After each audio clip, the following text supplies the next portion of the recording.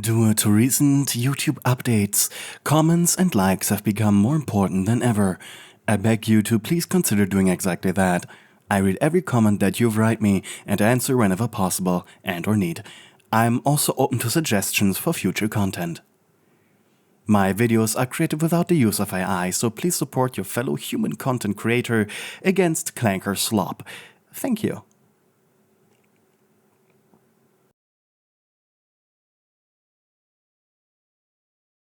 You awoke covered in sweat, breathing through your mouth. What a terrible nightmare. Thankfully, memories of it were quickly leaving you. It had happened almost daily now, ever since you randomly had a dream about drowning in a lake of black water, and something grabbing your leg, pulling you further down. You shivered, but still rolled yourself out of bed. Today was supposed to be a good day. Not a day you spent inside pondering dreams. Today was date night. Recently, Dandy had finally, after years of not noticing you, trying to get close to him, finally asked you out. And your first date went off like a sitch. For once, he actually noticed and appreciated. Your head tilted to the right of your bed towards your nightstand. It was the middle of the day, well, understandable. You were Susie the Sloth. You were a little slower than other tunes, slept longer, didn't sing, and you rarely participated with them. You had short brown fur with an almost clown-like hair coloration in your face. Even your nose was big and red. You worked at the local flower shop of Taunton, and your purpose in the show was to introduce various exotic plants. At least that was the hook, as in reality all you did was present local plants that could easily be found if actually and carefully looked for outside. Though you did bring attention to a field often forgotten by most children, something parents seeing the Dandy's World TV show adored. Of course you didn't know of that the hijinks you and the other toons got up to was carefully monitored and written down by humans. You put on your favorite red dress. It was a button-up thing that was a little tight around your hips due to your fur. Big black buttons and white highlights that, try as you might at the end of the day, always ended up just a tiny bit black. Finally, you clipped your pink hair bow onto your head. Sure, this was your normal everyday stuff, but you still felt cute. Thanks to it being date night with Dandy, you didn't have to attend the flower shop. But just as your paw pressed onto the lever of your front door, you leered at a nearby digital alarm clock. Your house had clocks in almost every corner. Since you were a sloth and took everything so slowly, you needed to keep track of time, always. And even though all you did so far today was take a shower, eat snacks, and put on your outside clothes, it was already late in the afternoon. Seriously, how Dandy could deal with a slowpoke like you was a mystery to you, but you absolutely adored him for that. He was always energetic, even carrying you around on his back when you randomly fell asleep. Stepping outside, you felt the sun kiss your body in just the right way to keep your ichor pumping. Such a beautiful day. The pastel house of Taunton gleamed in the afternoon light. Birds sang simple, cheerful tunes from the telephone wires, and the distant whistle of the trolley system echoed between the streets. You paused at your front gate, your paw brushing the familiar weight of your pocket watch. You clicked it open and frowned, half an hour gone already since you'd gotten dressed. Still, you pulled yourself forward, step by step. Your pace unhurried yet deliberate, trying not to think about how much faster anyone else would have been by now. Down the lane, Dandy was waiting, leaning against a lamppost like he'd been drawn right out of a poster. Bright red suit pressed perfectly. He even wore a top hat that he tipped towards you. When he had spotted you, he practically bounced forward with his usual animated energy. "Susie!" he called. His voice carried like a trumpet fanfare. "Looking sharp today. Must be because I'm seeing double from how radiant you are." You rolled your eyes but smiled anyway. "Sorry for keeping you waiting," you muttered, glancing once more at the pocket watch in your paw. 5 minutes later than you had hoped. But Dandy waved it off instantly. "I wasn't waiting. I was rehearsing my dramatic entrance with you. You're right on cue, actually." He offered his arm like some old-fashioned gentleman from a cartoon reel. And though you hesitated, feeling too slow, too heavy, you took it. The two of you strolled down the road towards the park, the pastel trees swaying gently, each leaf practically outlined like a sketch against the bright blue sky. Tunes played hopscotch on the sidewalk, and every passerby greeted Danny with a cheerful, exaggerated hello. It was impossible not to smile when walking beside him, even if your steps always lagged behind his stride. You checked your watch again, 3 minutes since you'd left the house already, and you were already winded. No, you couldn't let him notice that. "So, you started. Why the park?" "Because," Dandy announced with a grand wave of his free hand, "the park has trees, and trees have shade, and shade makes picnics all the merrier." He grinned at you as if he just delivered the punchline of a century, and somehow it worked. You chuckled under your breath, your nerves softened.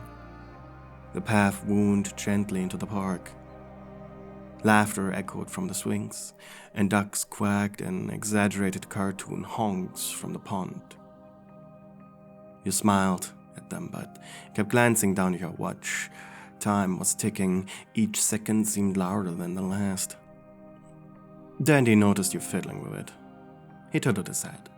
You check that thing like it's owing you money or something." You shifted.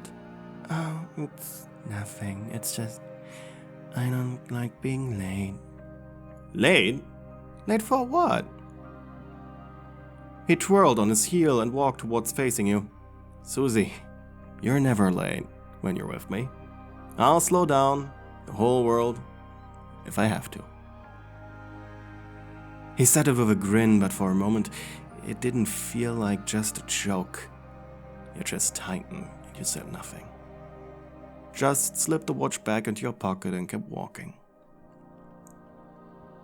The forest road beyond the park grew quieter. Bird songs softened. The cartoon bright colors dimmed just a tiny bit in the shade of the apple trees. Dandy carried the basket he'd packed, stuffed with sandwiches, fruit, and a thermos of lemonade. He hummed a tune as he skipped ahead, then circled back so you wouldn't lag too far behind, always moving, always bouncing, while you trudged steadily in his wake. And by the time the two of you reached the center of the orchard clearing, you were exhausted. Your arms ached from swinging, your legs felt like they'd been dragging bricks, but you forced a smile as Danny spread out the checkered blanket. "Ta-da!" he sang. "The finest picnic spot this side of the storyboard." Dandy flung his arms wide with a magician's flourish, but your eyes weren't just on the blankets he'd thrown down. Beside him stood a small cooler, already set neatly at the edge of the clearing, like it had been waiting for you. You frowned. "Did you sneak out here earlier? When did you set that up?" Dandy rubbed the back of his neck. Maybe not. A magician never reveals his tricks." He grinned too brightly for it to be anything but a yes. But you stared at the cooler a moment longer. It was stocked, no doubt. And the thought tugged at something warm inside your chest. Yeah, of course he'd planned ahead. Of course he'd made sure the food was already here, so you wouldn't have to carry it or slow down more than you already did. It was pandering maybe, but it was also sweet, adorable even. You bit the inside of your cheek, refusing to let him see the smile tugging at your lips. Dandy crouched, popped the cool lid, and with another dramatic voila, proceeded to round up a strawberry shortcake. Wait, no. Where did he get that from? You furrowed your brows. Didn't he just have a basket of sandwiches in his hands? But the cake looked super delectable. It gleamed like it had walked right out of a cartoon commercial. Perfectly pink frosting swirled along the edges. Big ruby strawberries dotted the top, each slice glistening with glaze. The scent hit you immediately, sweet cream and berries, fresh enough to make your whiskers twitch. "Ladies first," he announced, handing you a plate already cut in a perfect wedge. The cake wobbled once before settling. Layers of sponge, cream, and fruit stacked together like a sugary tower. You took a bite, slowly. The fork sank through it almost with no resistance. The sponge, soft, airy, practically melting before it even reached your tongue. Then came the cream. Light but rich, blending perfectly with the burst of tart strawberry and something you couldn't quite tell. A little chemical aftertaste, perhaps? It lingered longer than the strawberry taste. Well, Dandy probably just brought the cake rather than make it himself. Probably there are some preservatives in there, right? Better not dwell on it. "This is really good," you admitted through a mouthful. Your voice was louder than usual, as it was almost reverent of him. Dandy's grin nearly split his face. "Right, told ya, this cake practically sings." He took his own bite, exaggerating the like he was in a cartoon food commercial, and then leaned closer. "Just so you know, it's not as sweet as you." You rolled your eyes, but shoved another forkful into your mouth to hide the heat rising in your cheeks. He chuckled, clearly pleased with himself. The two of you ate in companionable silence for a while. Bird songs filtered down from the orchard trees. The late afternoon sun painted everything in golden light. Every now and then, Dandy cracked a small joke about how the strawberries were clearly rehearsing for a musical, or how the whipped cream could win a supporting role. You snorted softly into your plate. It was ridiculous. It was pandering, and you appreciated all the same. Every second of it. When the plates were scraped clean, you leaned back against the tree trunk, your paws resting over your stomach. "That was too much cake," you murmured. "I agree." Dandy flopped onto the blanket beside you, then added a wink. "Not enough. You, though." You rolled your eyes again, but softer this time, because the truth was, you could feel it. Piece by piece, he was breaking through your careful shell. You sat there, paws on your stomach, trying to ignore how warm your cheeks still felt. The last of the sunlight filtered through the apple trees, painting the clearing in sleepy gold. For a moment, it felt like time didn't matter, but it always mattered to you, didn't it? Your eyes flickered to the little wristwatch you wore. The hands had leapt forward far faster than you thought. Of course they had. Everything you did took too long. Were you already getting hungry again? You swallowed back the familiar sting Dandy had probably noticed. He always noticed. And yet, when you peeked at him out of the corner of your eye, he was just lying back with his hands folded under his head, humming some cheerful little tune like he hadn't a care in the world. The walk back started slow, slower for you than him. Every few steps you tried to quicken your pace, only for your body to betray you. The day had worn you down more than you'd realized. Your legs were heavy, each paw step dragging just a little bit more than the last. "Hey," Dandy said suddenly, turning to glance back at you with that lopsided grin of his. "You're fading on me." "I'm fine," you mumbled sleepily, but your voice lacked any conviction. Before you could protest further, he crouched down in front of you and jerked his thumb over your shoulder. "Well, up on then, sloth girl." Your ears burned. I can walk." "Sure you can." He cut in lightly.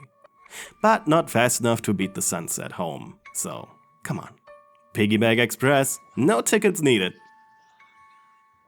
You hesitated only a second before giving in, climbing onto his back, arms draped over his shoulders, cheeks pressed against the back of his head. He smelled faintly of sugar and grass and ink? It was warm and familiar. For a while, neither of you spoke as he walked, and you wobbled on his back. The gentle rhythm of his footsteps and the sway of his stride nearly lulled you to sleep. But something gnawed at you still. The words slipped out softer than you meant. "I hate being slow." He hummed like he'd been expecting it. "And here I thought it made you charming." You huffed against his ear, embarrassed. "I'm serious. You're always carrying me. I just hold you back." Dandy's grin softened, even if you couldn't see it. He adjusted his grip on your legs and kept walking steadily. "Listen, Susie. If you're slow, then I'll just walk slower. And if you get too tired, I'll carry you. Every time. Doesn't matter how long it takes. I'll always get you where you're going." Something in your chest cracked just a little. You tied your arms around him without thinking. "You mean that?" "Cross my heart. Hope to splatter." He teased, but his tone carried no doubt. By the time you reached Taunton, the sun had already dipped low, painting the rooftops in pink and violet. Dandy carried you all the way to your door before finally crouching so you could slide off his back. You landed softly on the porch step, smoothing your dress with fumbling paws. "Thanks," you muttered, suddenly unable to meet his eyes. "No problem," he replied simply, though the way he lingered said otherwise. And then, before you could second-guess anything, he leaned in. The world seemed to slow with him as well. The soft chirp of crickets faded. The faint glow of the setting sun pooled against his outline, framing him like he'd stepped out of a storybook. His lips brushed yours at first, tentative, just the gentlest touch, as though testing the moment. You froze, breath caught halfway, but your paws lifted on their own, curling lightly into the fabric of his vest. The kiss lingered, longer than you expected. Not rushed, not clumsy, just steady and warm. You could taste the faint sweetness of strawberry shortcake still clinging to him, mixing with the faint vanilla scent of his ink and sugar. It made your heart swell until you thought it might burst right out of your chest. Dandy tilted his head a little, deepening the contact. Not desperate, just certain, like he was telling you wordlessly that this wasn't a passing joke or one of his many antics. It was real. This was him choosing you. You sighed softly against him, leaning in just enough to show you wanted it too. The porch light above flickered on as if the house itself approved, though it was just getting night. When you finally drew back, you both lingered close, foreheads touching. His grin was softer this time, not as usual exaggerated cartoon beam, but something quieter, more fragile. "See you tomorrow, Susie," he whispered like a promise. Your face burned, but you smiled all the same, because for once time didn't feel like it was slipping away too fast. It felt like it had stopped, Just long enough for the two of you to belong only to each other.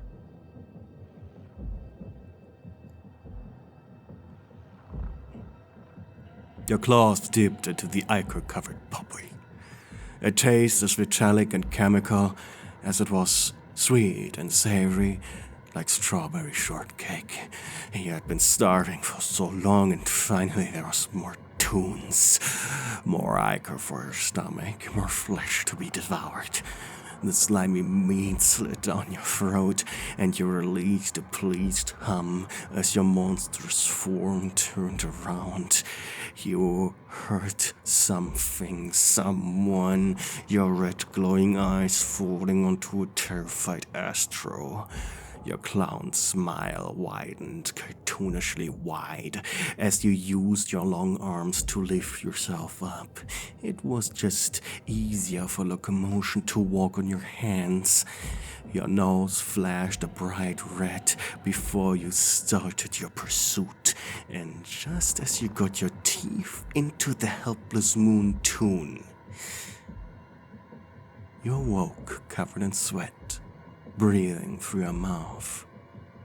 What a terrible nightmare. Thankfully, the memories of it were quickly leaving you.